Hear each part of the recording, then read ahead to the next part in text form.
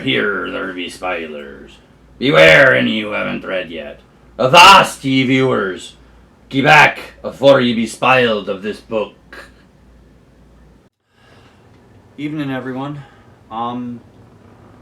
First update of 2023 for me. I figured I would, since I'm going to be attempting to read so many books this year, and I figured I for January I would try to do the Brian Lee Durfee, where I review a quick little thing on every book. These aren't going to be 1 minute reviews. I don't know if I could pack it all into 1 minute. I'm not as good as Bart yet. But so basically I'll start by giving you a little update of where I am for my on the current book that I'm reading, and then I'll tell you, and I'll give you the review of, the book I finished. I'm only reading one book at a time. I could probably read a couple more, but I'm going to see how it goes this month. So the book, first the update. I am reading Police by Joe Nesbo. It's Harry Holy, number 10, and I am currently on page 472. I'm not going to give anything away though. That's just where I'm at. That's my and that's book number 3 of the year. So I'm a little bit behind on videos, but that's okay. I'm going to put out 2 today for the first 2 books that I've read. So up first was, and I read this on my Kindle, so my amazing editor will put it right here next to me. It is Wolf's Hour by Robert R. McCammon. And just like Tad from Tad Reads Books and Stuff does, I'm going to give you the numbers first, and then a few other things before I get into my thoughts. So this book was published in 1990, and on Goodreads it's 603 pages. The copy I read on my Kindle was 564. So on Goodreads it has a 4.07 overall rating, and that's across 10,976 ratings and 590 reviews. I personally go by a different scale, and I gave it an 8.33 out of 10. I really liked it. It was really good. I have here a calendar where I'm keeping track of the pages I read by day, because I'm a stat junkie. And so it took me 3 days, 2.5 days to read Wolf's Hour. Day 1 I read, on January 1st, I read 128 pages. January 2nd, 291. And then on January 3rd, I finished it with the 145 pages. So it kept my interest pretty well. It was very engaging. So basically, what Wolf's Hour is it's a Russian guy who's been turned into a werewolf type thing, and he's helping the English and the Allies. He's helping the Allies in World War II in 1944. And that's basically the whole thing. It's basically him trying to stop a Nazi plot that was going to go against the Normandy invasion. So now I'll get into how I thought the way I review books, and don't ignore the pirate at the beginning of the video. My reviews are spoilers. That's why the pirate wanted to help. So I usually do dislikes and likes. I try to keep it to 5. Sometimes I go more than 5, but I always try to have at least 5 and 5. Sometimes I insert a gray area, but this time not. So I start with my dislikes so that we end on a positive note. First dislike was there was too much. It was almost like fraternal joking and juvenile reveals. I mean, you're dealing with Nazis who have Allied spies as their prisoners. And they're joking with them and saying, "Oh yeah, by the way, I killed this guy, so, we're even now." I don't know. It seemed a little forced for the lightheartedness. I'm not really a fan of that kind of thing.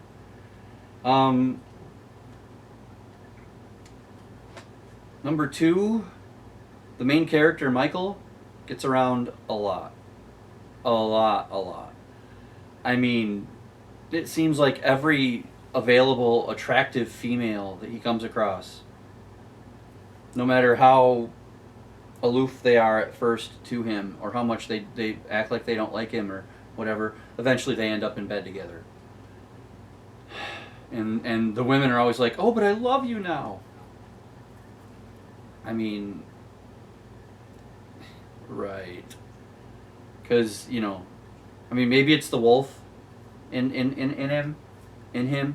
Maybe it's a magnetism type thing. I don't know, but whatever. Number 3 of my dislikes, and this is probably the one that bothered me the most. When Michael is first a part of a werewolf pack, he manages to breed the first wolf baby that survives. Most of them die early because it's something to do with the human and the wolf gene, but apparently his are strong enough. And his name is Peter. And then there's an incident where the pack gets invaded by Russian loggers and soldiers. And as Michael and the pack leader are the only two that get away, as they run away, Peter's still alive, and you hear the Russians say, "Hang on, stop, there's a child in here." And that's the last you hear of it. So there's no payoff on Peter. He never comes back. I kept expecting one of the Nazis to, be Peter or something. I don't know. I know there's a few more books in the series that happen a long time after this, so I'm hoping that if I continue, maybe there will be that payoff finally. But I think it should have been at least hinted at in this book, since it was such a big deal that Peter survived. Number 4, in a book that explained pretty much everybody and everything, who was the traitor in Norway? I mean, they bring him up, but they never tell you which one it is. And it's just, it doesn't fit with the rest of the story. Because McCammon always tells you who people are. Like, oh, the traitor so-and-so, but no. I just thought that was a little sloppy.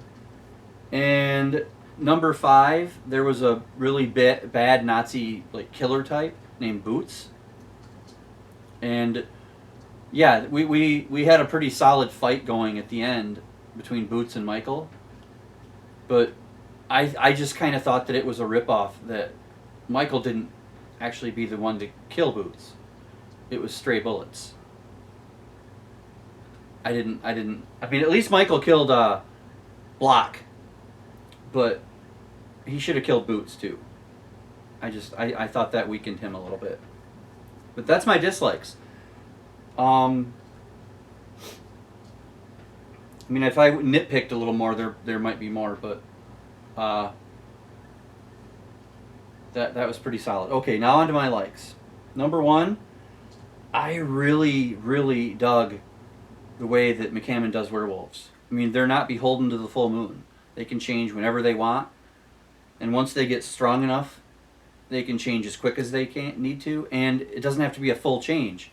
Like, there's a scene where a killer hawk, or a hawk that's been bred to kill, is attacking Michael, and he's able to just change his right hand into a werewolf paw and disembowel the hawk as it flies by. I was like, that's pretty cool. You know, they can do just their head, the whole thing. It's very interesting. Number 2, I thought that it was really cool how easily he was able to weave the werewolf folklore into the actual events of World War II. You know, like Normandy and stuff like that. I thought that was really, really masterful. It was almost on par as Dan Simmons adding in monsters and folklore into the Northwest Passage expedition. So it's pretty cool. This is probably one of my favorite types of stories. Number 3, there was a werewolf in the pack named Franco, who had a lot of bluff and bluster, and he acted tough, but he wasn't. Because when it came down to actually going and doing like a dangerous mission, oh, but my ankle's really swollen. You could see it, right? My ankle's swollen. And but then when it came down to it, and the pack was fighting for their life against the Russians, he really redeemed himself. I mean, like, he took out 3 or 4 Russian guys with guns. He was covered in bullet holes. I mean, he was just Mr. Ferocious until they actually killed him. And what's even cooler about it is, in an earlier fight, he had lost one of his legs. So he was one-legged. And so when he turned into a werewolf, he was 3-legged. And he was still able to take out Russian soldiers. It's pretty cool. If the camera jiggles, one of our cats is enjoying the, rubbing on the poles. That's what they do. Number 4, it was really cool how when Michael turned into a werewolf, how McCammon wrote his thoughts as a wolf. Like, he could understand a little bit more than the regular wolf and puzzle out things, but it was like, how do I understand what they're saying? How do I know what a gun is? It was kind of neat. I mean, he knew what stuff was, but he didn't know why he knew it. Because he still had the human brain that was now shrunk a little, and the wolf brain was taken over, and he didn't understand how he knew more. It was a really cool way to do it. And then the last, or the one of the things I like the most is once somebody helped Michael in the cause against the Nazis, they were one of his people. Like, there's a guy that tries to pickpocket him, and Michael catches him, and he's like, "You're gonna help me now." And the guy's name is some long German name, Mauschenscheiken or something, so they call him Mouse. And he helps through missions and stuff, and Michael makes sure that he's always right there. That this is my friend now. This is my person. And and then later he meets a Russian. I think his name was Lazarus, something like that. But I mean, he helped him too, and that was it. They were part of the team, and nobody gets left behind. And when they die, because a few of them do, he really, really, you can sense that it really, really bothered him. So that was pretty neat. He had that honor about him. But that's book number 1. That's my likes and dislikes and all the information and stuff. It was called Wolf's Hour by Robert R. McCammon. Book number 1 of my 12-12-12 journey this year. Hashtag 12-12-12 if you're going to do it. You don't have to do just books. You could do photography like my lovely wife AJ. You can do art mediums like the daughter. Anything you want to do. You can do 12 different kinds of songs. I don't care. Just, let us know you're doing it. So I will see you in a little bit with review of book number 2. Like I said, there's going to be 2 videos today so that I can catch up a little bit. But so in the next video there won't be a update on police, because I'm going to be doing that video right after this one. So, but that was Wolf's Hour by Robert R. McCammon. This is my second Robert McCammon book, first being Boy's Life.